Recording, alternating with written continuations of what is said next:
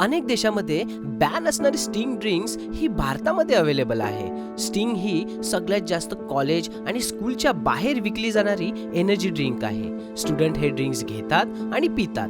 काही लोक याला गरिबाची ड्रिंक्स म्हणतात, तर काही छपरी ड्रिंक्स. तर असं काय कारण आहे? कारण एकच आहे, ते म्हणजे स्वस्तातली एनर्जी ड्रिंक. या ड्रिंक्सने बॉडीला काय परिणाम होतो ते नंतर कळतं. आपण पितो तेव्हा वाटतं वाह, एकदम ऊर्जा आली. पण इथे बघा, स्टिंग मध्ये 75 मिलीग्राम हा कॉफीन टाकला जातो आणि त्यामध्ये 17 ग्राम्स शुगर ऍड केली जाते. म्हणजे जर तुम्ही दिवसाला 3 बॉटल पियत असाल तर यामुळे तुमच्या बॉडीवर खूप परिणाम होऊ शकतो.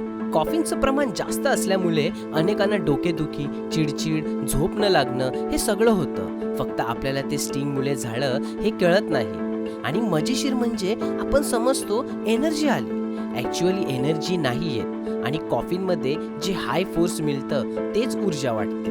पण 1-2 तासांनी काय होतं माहितीये, एकदाच थकवा, जसं की पॉवरच बंद पडतो. याला एनर्जी क्रॅश म्हणतात. मी स्टिंगला दोष देत नाही, पण हा ड्रिंक रोजचा साथीदार नका बनू. कधी कधी चालेल, पण सवय झाली तर शरीर त्याची किंमत वसूल करू शकतो.